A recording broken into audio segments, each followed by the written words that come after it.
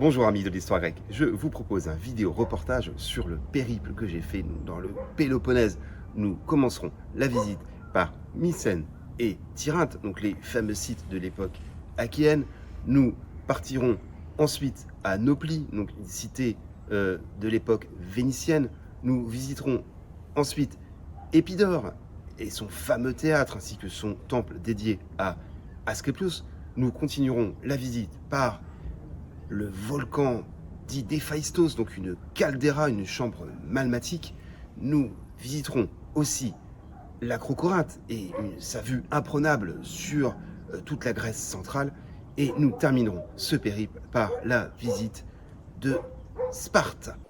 Nous voici à Mycène, oui, la capitale des Achéens, donc le premier peuple hellénique qui est arrivé donc en Grèce vers 2000 avant notre ère. Donc le site qu'on ne présente plus, on peut considérer comme la première cité de l'histoire de l'Europe occidentale. Donc voilà, j'espère que la visite vous plaira. Alors commençons d'abord par une vue du paysage qui est extrêmement particulier parce que le site de Mycène est encerclé de deux grandes montagnes avec des ravins, donc ce qui rend le site particulièrement difficile à prendre. Donc là, une vue générale des murs cyclopéens, et donc là, les deux collines dont je vous ai parlé. Donc bien voir que les Achéens sont un peuple hellénique qui sont arrivés donc en Grèce vers 2000 avant notre ère, et que l'essor de Mycène, donc a donné son nom à la civilisation mycénienne, date plutôt de l'an 1700.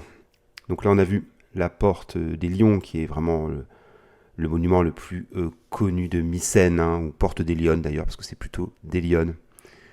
Donc là, l'autre côté de la porte, avec donc les murs cyclopéens, parce que les Grecs imaginaient que ces murs étaient tellement puissants que c'était des cyclopes qui les avaient construits. Donc c'était des murs antisismiques.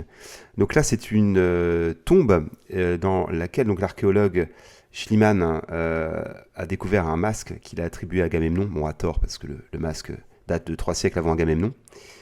Mais toujours est-il que dans la postérité, on l'appelle toujours encore le masque d'Agamemnon. Donc c'est la tombe, ce qu'on appelle le cercle de tombe à fosse A. Donc qui contient les restes de 9 hommes, de 8 femmes et de 2 enfants. Donc là, c'est une citerne mycénienne. Voilà, la ville possédait ses propres ressources en eau, et donc ça permettait évidemment de résister à de longs sièges.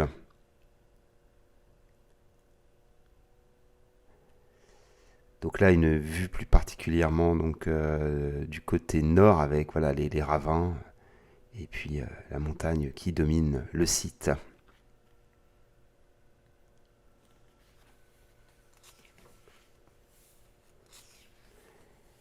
Alors là, c'est le fameux trésor d'Atrée, qui date de la dernière partie de la période mycénienne, vers 1250. Donc les Atrides, qui sont le nom de la principale dynastie de la fin de l'époque mycénienne, donc fait partie Agamemnon. Alors, il faut bien voir qu'il n'y a pas de ciment, en fait les blocs sont juste posés les uns sur les autres, ce qui est juste incroyable.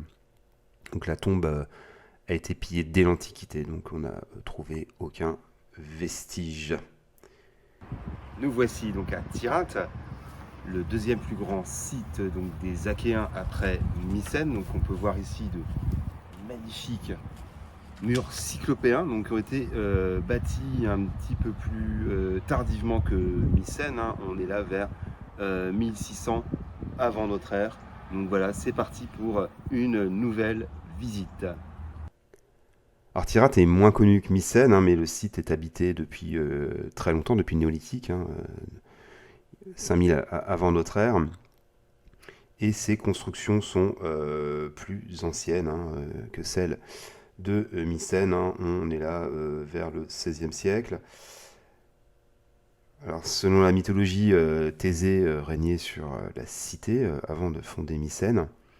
Et c'est peut-être la cité natale du héros Héraclès. Donc là aussi, de formidables murs cyclopéens. Donc on est tout près de Nauplie en fait. au bord de la Nationale, ce qui est d'autant plus impressionnant.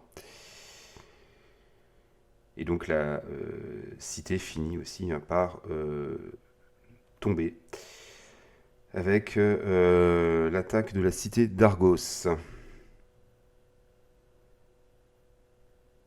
Donc le site est entouré d'orangeries.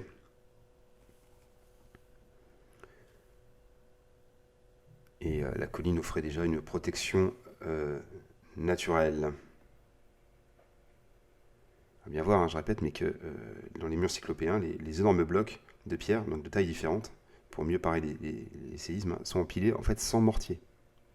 Donc c'est des techniques qui se sont ensuite perdues à travers les âges. On voit bien qu'il y a des blocs de taille différents. On retrouve ce type aussi de murs cyclopéens au pied de l'acropole d'Athènes. Mais les deux principaux sites étant évidemment Mycène et donc Tirynthe. Donc il y avait un palais, hein, donc on en a vu les vestiges, on compte aussi des entrepôts, des ateliers, des logements aussi pour les membres de la cour. Le tout disposé en terrasse. Et on a retrouvé aussi, bien sûr, des artefacts qu'on pourra voir dans les musées, dans d'autres vidéos. Donc là, les orangeries dont je vous parlais. Aujourd'hui, nous allons visiter le fameux volcan d'Héphaïstos, donc dans le site de Métana. On est là au nord-est du Péloponnèse, non loin d'Épidore. Et nous allons, à travers ce voyage, découvrir une chambre magmatique, une caldeira, donc qui est encore en sommeil. Mais peut-être qu'un jour, elle se réveillera. Donc oui, comme on peut le voir, on l'appelle le volcan d'Héphaïstos, hein, mais donc, le site, c'est une petite péninsule qui s'appelle Métana. Et c'est vraiment un site incroyable, en fait, parce qu'en fait, c'est un volcan, en fait, dont la dernière éruption date de 230 avant notre ère, et on y trouve de nombreux cônes volcaniques, comme on peut voir ici même lors de l'ascension. Voilà, le paysage a coupé le souffle. Donc, ce qu'on voit au loin, c'est l'île d'Égine.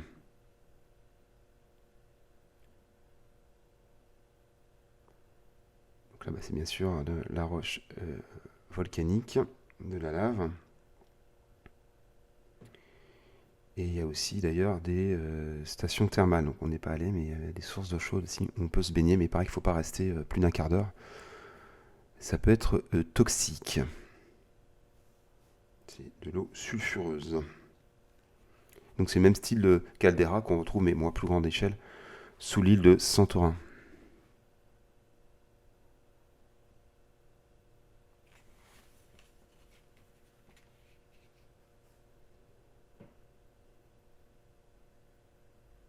Nous voici donc à Nauplie, un bastion de Venise, de la Sérénissime, donc qui était un des postes centrales de Venise en Grèce, hein, évidemment du temps de la confrontation avec l'Empire ottoman. Et donc nous allons voir notamment la vieille ville et surtout, comme on peut voir derrière, une forteresse vénitienne. Bon, on ne pourra pas la visiter, hein, qui est un hôtel désormais, et on visitera surtout une forteresse, donc citadelle, véritable acropole qui domine cette cité. Alors Nauplie passe pour être une des plus belles villes de Grèce continentale, mais disons qu'elle n'a pas grand-chose de grec, hein. C'est plutôt une ville, on dira, italienne. Donc l'acropole a été occupée du temps des Mycéniens, mais n'a pas joué un rôle majeur. Donc là on voit le lion ailé qui symbolise Venise. Et donc ensuite, le site est passé sous contrôle d'Argos. Et c'est les Byzantins qui ont commencé à édifier de puissantes fortifications. Donc on va visiter, hein, il y a 2 forts donc, qui ont été aménagés, comme j'ai dit, par les Byzantins, ensuite par les Francs du temps des croisades, et ensuite par les Vénitiens. Sachant qu'ensuite, la cité va tomber entre les mains des Ottomans. Et ben là, il y a une dame qui faisait des photos en vue de son mariage. Donc tout ça date de l'époque vénitienne. Donc c'est pour ça que c'est assez bien conservé, hein. On est au XVIIe, début du XVIIIe siècle. Donc, la vue sur Nauplie, et donc le golfe du même nom. Et donc là, c'est la puissante forteresse vénitienne qu'on visitera tout de suite après. Ah oui, c'est très particulier, hein, les bâtiments en béton abandonnés. Donc ils ont commencé à abandonner, on va dire, le tourisme de masse bétonné dans les années 60. Il y a encore pas mal de bâtiments anciens du XXe siècle qui sont en ruine et qui n'ont pas été démolis. Donc là, la vue sur le Péloponnèse, depuis le golfe de Nauplie. Et donc la forteresse vénitienne, qui date des années 1710. Donc voilà, cette forteresse, bon, on y accède en voiture, hein, sinon je crois qu'il y a 900 marches. Hein. Magnifique fortification. Bon, ça n'a pas empêché que c'est tombé aux mains des Turcs en 1715. Lorsque les Turcs ont pris Nauplie pour la piller de fond en comble. Et c'est donc devenu le siège d'une garnison turque avant que les insurgés grecs, donc lors de la guerre d'indépendance, prennent la cité, prennent Nauplie en 1828. Et Nauplie sera d'ailleurs la première capitale de la Grèce moderne avant qu'elle soit transférée à Athènes. À l'époque, Athènes n'était qu'une petite bourgade de quelques milliers d'habitants. Et donc Nauplie a été la première capitale de la Grèce moderne. Alors à voir aussi que ça a servi de prison pour justement des indépendantistes grecs. Je vais parler des détails parfois un peu complexes. Au moment où la Grèce est passée sous le mandat d'un roi de Bavière, donc les Grecs n'étaient pas très contents. Et donc un de leurs chefs a fini sa vie en prison ici même.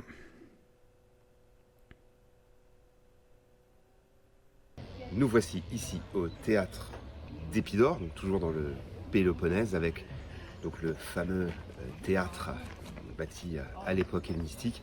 Et ce site est surtout connu pour abriter un sanctuaire et un temple dédié à Asclépios, donc dieu de la médecine.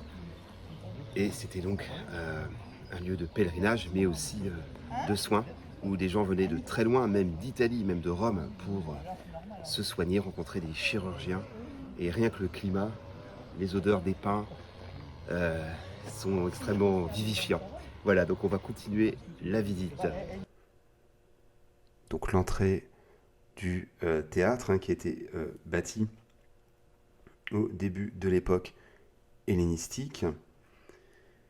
Et bien sûr, Épidore est l'un des plus renommés des sites archéologiques de Grèce, avec un théâtre très bien conservé, parce qu'en fait, il était sous une colline boisée, qui n'était mise au jour par des archéologues qu'au XIXe siècle. Donc c'est le théâtre antique le mieux conservé de Grèce. Alors le théâtre a 54 rangs et pouvait contenir 16 000 personnes, avec une acoustique absolument incroyable, où on entend en fait les sons extrêmement distinctement, même quand ils sont de très loin. Donc la vue du stade, où il y avait des courses à pied, sachant qu'un stade c'est une unité de mesure au départ, 180 mètres, chez les Grecs. Donc là c'est les vestiges qui ont été reconstitués en partie du temple d'Asclépios. Donc c'était un temple, mais aussi on pourrait dire un lieu de pèlerinage, un lieu aussi de cure et de soins. Donc on venait de très très loin pour être soigné par les chirurgiens et médecins grecs.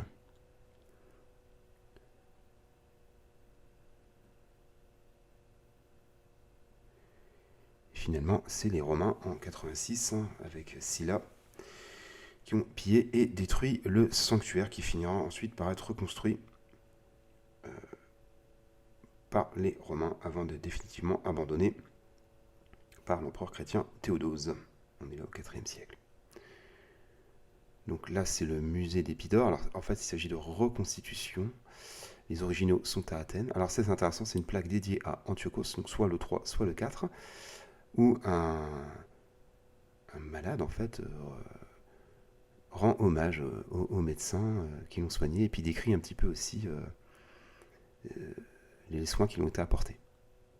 Et donc il vient de Cari, donc c'était dédié à Antiochos III ou 4.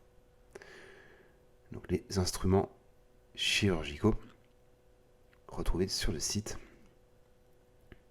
Nous voici au pied de l'Acrocorinthe, donc l'acropole qui domine la cité de Corinthe, le verrou défensif de la Grèce centrale entre l'Attique et le Péloponnèse. Donc c'est une ascension qui va durer au moins 3 quarts d'heure. Et la récompense, eh bien, c'est le temple d'Aphrodite et ces fameuses prostituées sacrées. Oh, c'est un site absolument remarquable, hein, qui était, comme je l'ai dit, le verrou défensif entre l'Attique et le Péloponnèse, le lieu de beaucoup de conflits, sachant que les Macédoniens aussi, après le règne d'Alexandre, avaient une garnison. Donc là, la citadelle qu'on peut voir date de l'époque vénitienne, là aussi, comme à Nauplie, mais on verra qu'il y a des tours aussi de l'époque franc, ainsi que des monuments turcs. Donc elle domine, bien sûr, la cité de Corinthe.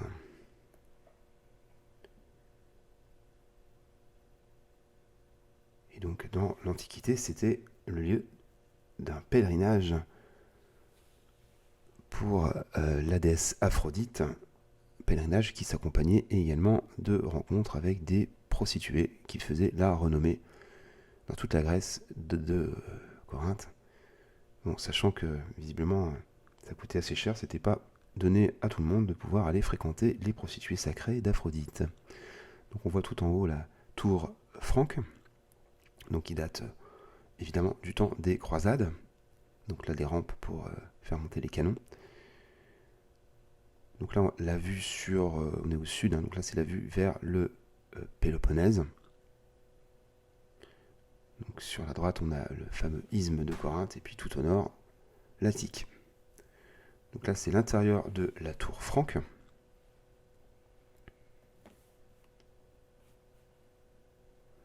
Donc là aussi, vue magistrale des fortifications. On a vu rapidement une église. Là, on peut voir au fond une mosquée. Et tout en haut, la colline où il y avait le temple dédié à Aphrodite et là, la tour franque. Et donc nous y voilà, enfin, dans les vestiges de ce temple assez petit, hein, temple d'Aphrodite, mais on peut imaginer que c'était voilà, le lieu voilà, de prostitution dont je parlais tout à l'heure. Donc là, c'est le musée de Nauplie. C'est un beau musée avec des vestiges de la région du nord du Péloponnèse. Donc là, on commence par la période néolithique. On est là, en gros, entre 7000 et 3000 avant notre ère, avec, c'est assez formidable. Alors c'est en reconstitution, mais bon, c'est un squelette d'un nouveau-né. Et donc plein d'artefacts qui datent du néolithique. C'est très impressionnant. Donc là, on passe à la période mycénienne, donc avec des points de lance en bronze. Donc les Achéens, qui étaient de grands guerriers, bien sûr. Et on va zoomer sur ce qui a fait aussi la puissance des Achéens. C'est bien sûr leurs chars tirés par des chevaux. Donc les fameuses armures dites de Dindra. Donc, Dindra, c'est un site, c'est un cimetière, non loin de Mycène. Donc des armures en bronze. Donc c'est ce que portaient les héros de la guerre de Troie. Donc là, c'est un squelette d'un Achéen de l'époque mycénienne, qui était donc enterré avec des amphores. Donc différents artefacts, il y avait beaucoup de figurines féminines, et on voit que c'est quand même très inspiré par l'art minoen, donc de Crète, notamment les statuettes de femmes. Les bijoux aussi, d'une très grande modernité, une très grande beauté, là aussi, qui rappellent l'art des Minoens. Bon, rappelons que les Minoens ne sont pas des Grecs, hein, ils viennent d'Anatolie, mais ils ont énormément, évidemment, influencé la civilisation grecque, du moins les Mycéniens. Donc là, c'est des amphores en terre cuite de l'époque mycénienne. Là, on passe à l'époque géométrique. Donc c'est la période plutôt dominée par les Doriens, avec un art qui est somme toute très beau, hein. On a toujours l'impression que les Doriens, c'était des sauvages, mais enfin, l'art était quand même assez joli. Donc là, on est passé à la période classique avec les vases à figures noires, tels qu'on les connaît à l'époque classique, et un fameux casque de type corinthien en bronze. Et là, merveilleux, des statères d'or de l'époque hellénistique, dédiés à différents rois, notamment Alexandre le Grand, mais aussi son demi-frère. Nous voici à Sparte, donc sur l'acropole de la fameuse cité lacédémonienne, et c'est là où on peut voir un site naturel particulièrement spectaculaire et favorable à la fois, ce qui explique pourquoi la cité n'avait pas de murailles proprement dites. On voit les magnifiques montagnes du massif donc des Pindes qui font office de barrière naturelle. Alors, site très étonnant, posé comme ça au milieu des oliveraies, donc dans les faubourgs de Sparte, c'est l'ancienne Sparte. Alors en fait, les vestiges les plus marquants datent en fait de l'époque romaine. Il y a assez peu de vestiges de l'époque classique et encore moins archaïque. Donc là, par exemple, c'est le portique ou stoa romain.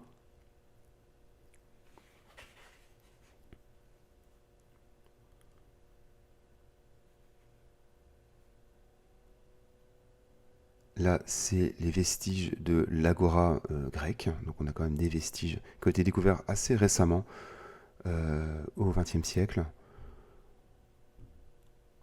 Donc l'agora, la place centrale, le lieu des marchands. Là, c'est aussi des bâtiments attenants à l'agora, avec un temple dédié à Athéna. Aussi étonnant que ça puisse paraître, à Sparte, il y avait des temples dédiés à Athéna. Donc là aussi, autre vestige de l'époque grecque. Alors là, on est dans la Sparte moderne avec une plaque qui commémore Laconès, Laconien, on dirait les vainqueurs aux Jeux Olympiques durant l'Antiquité de concurrents spartiates, avec tous les noms et les dates indiquées. Donc le musée de Sparte, alors malheureusement la statue de Léonidas qui est devant le stade est en réfection, donc je vais pas filmer, mais là voilà, des mosaïques. Alors certaines datent de l'époque classique grecque, d'autres de l'époque romaine. Un petit musée mais avec quelques merveilles, on verra. Donc là c'est les Dioscures, Castor et Pollux, les jumeaux. Donc là différents artefacts trouvés à Sparte, donc datant de l'époque archaïque jusqu'à l'époque hellénistique. Donc on voit quand même que les Spartiates étaient de bons artisans, enfin du moins les Périèques, l'équivalent des métèques à Athènes. Donc différentes mosaïques qui représentent des monstres mythologiques.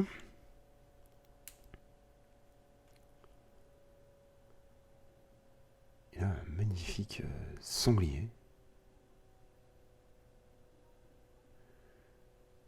Et on termine par la statue d'un homme. Et là, je vous laisse découvrir la pièce maîtresse. C'est évidemment le buste dit de Léonidas. Alors, il n'y a pas de preuve formelle que ce soit lui, mais bon, la postérité le veut ainsi. Là, je vous propose une sélection de photos, on dira insolites, voilà, qui représentent bien le voyage que j'ai pu faire. Voilà, les clichés, l'Ouzob. Là, c'est à Corinthe. On a des chats aussi. Il y a beaucoup de chats. Il y a des chats partout. Quand on mange, on est attaqué par les chats. Il y a des chats partout. C'est très mignon. Sympa, les entrées de ville à Sparte. C'est autre chose que nos ronds-points. Ça a de la gueule. Alors, quelques diaporamas aussi que j'ai pu réaliser. Très, très spectaculaires. Avec des points de vue vraiment à couper le souffle. Donc là, on a Anoplie avec les citadelles qu'on a pu voir précédemment.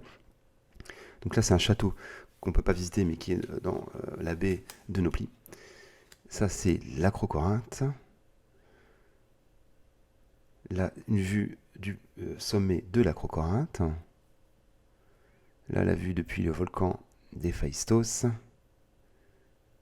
Et là, un coucher de soleil très romantique pour terminer ce beau voyage